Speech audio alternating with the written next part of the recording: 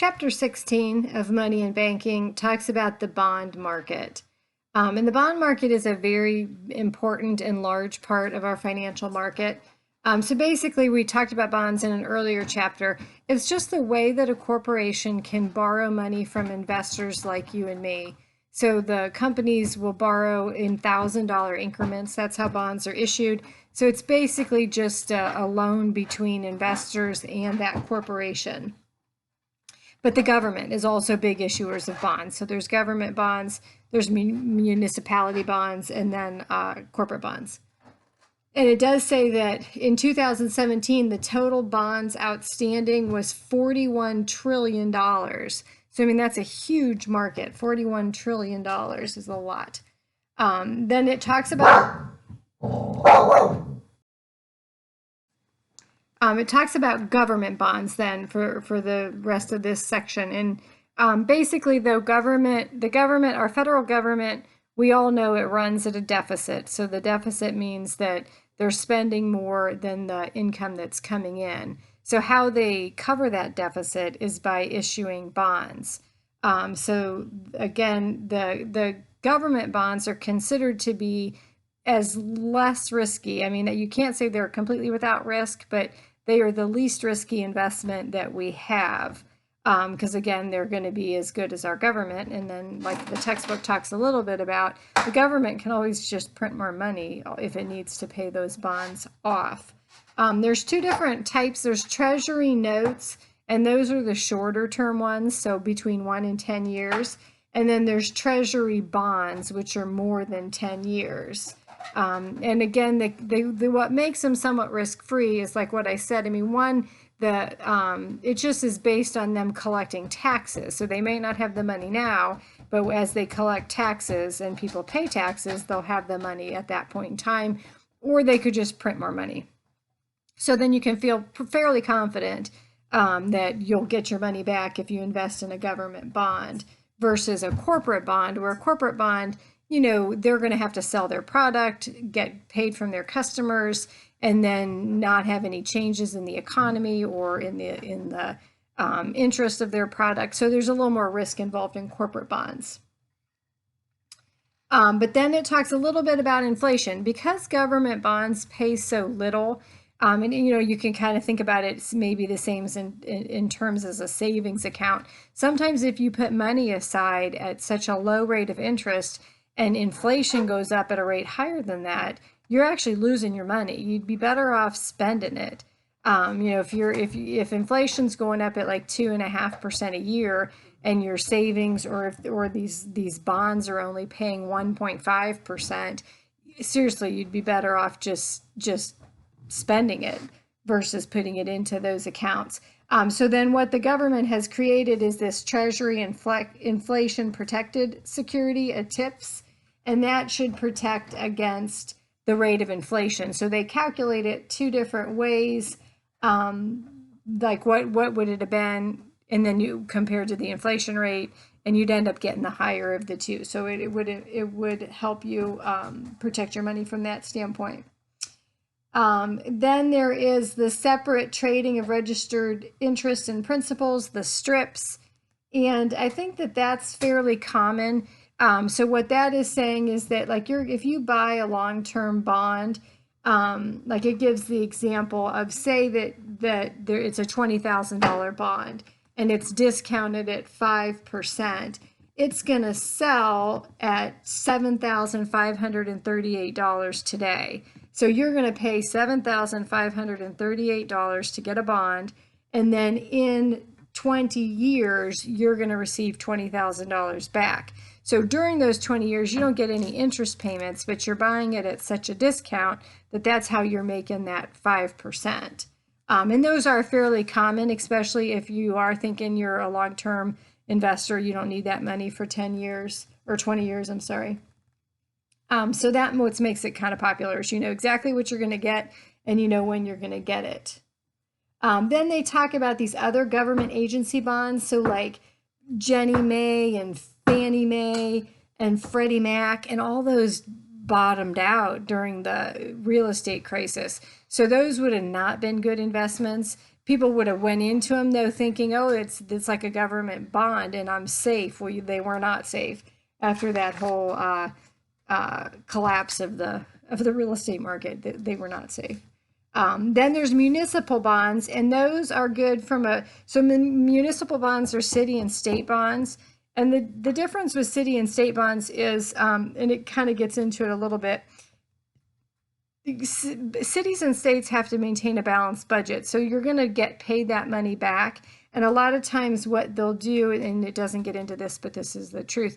A lot of times what they'll do is they'll have a sinking fund requirement. So that say that the state issues a bond to do something and it's a 5-year bond. Well, every year they'll have to retire 20% of it, so that by the time they get to the end of the 5th year, those bonds are totally paid off.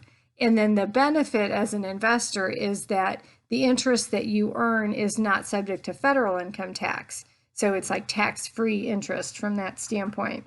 Then it also gives examples of revenue bonds. So those are bonds that are going to be used for a project that creates a revenue stream. And then that revenue stream is what's going to pay the interest and pay those bonds off. So they give the example of like toll roads. So that's how, they're initially funded. They'll get a bond to build these highways or expand these highways. And then they'll become a toll road where we pay to use them. And as that toll road gets the revenue, it'll pay the interest and it'll eventually pay the bond off over whatever period of time.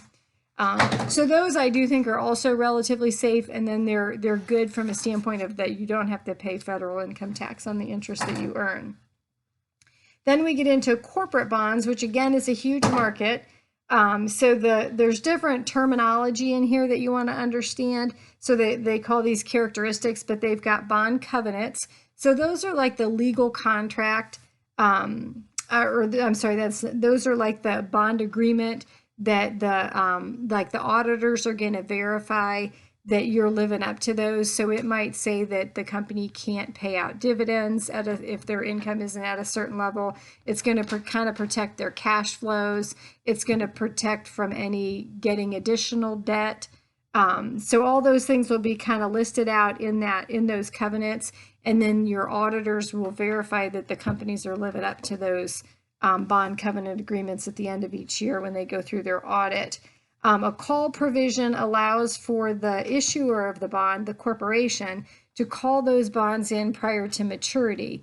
And the reason they would want to do that is if the interest rates change significantly, which happens depending on what goes on in our economy. So if, say, those bonds are issued at 5% and all of a sudden interest rates drop to 3%, the company's going to want to call those bonds and retire them. Because they don't want to pay 5% if they could reissue them at 3%, or they could go get a bank loan at 3%. So then that protects the corporation. Normally, there's a little extra, like they don't just buy them back at the par value. They'll give the owners a little incentive for them being called in. The indenture is the legal contract of the bond issuer and the bond holder.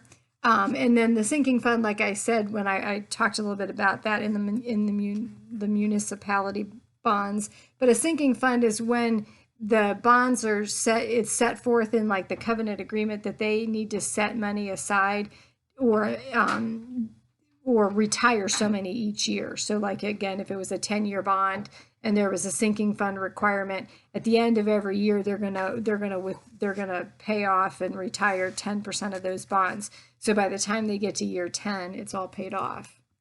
Convertible bonds are ones that could be converted into shares of common stock, and that's at the option of the bondholder. So the companies issue them as convertible bonds because they do think it's a selling feature. So people may be interested to say, well, hey, I'm going to get so many shares of stock if, again, they're long-term investors and they don't need that money back. But it'll be at their option versus the business's option.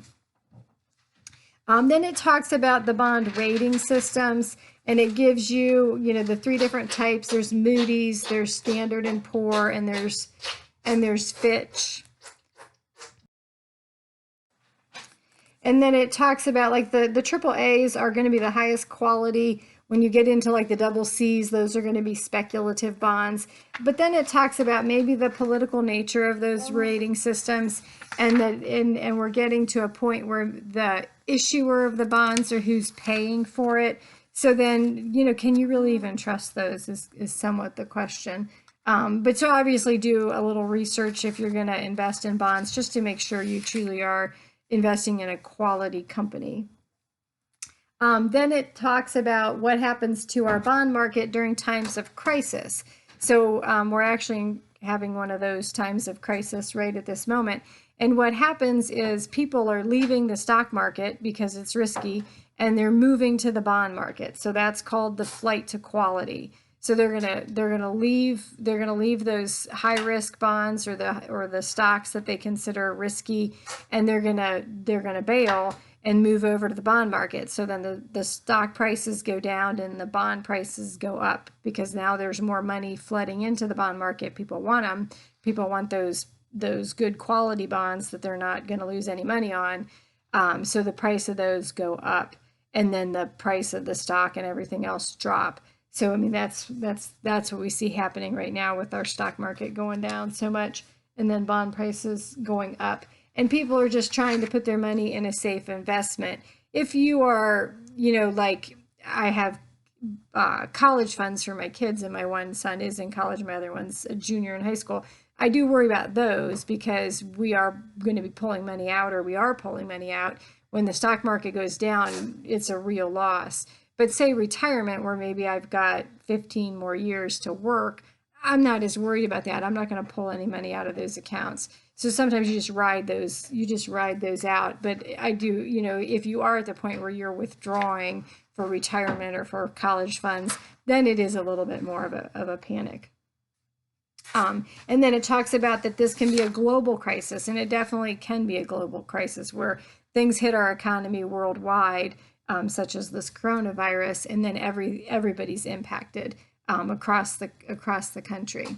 And then they say that there's also a flight to liquidity, where they want to move to assets that they can easily pull the cash from. So maybe like money markets and things like that, where you can quickly convert your investment into cash. Okay, so that is the bond market. Again, very important and very relevant.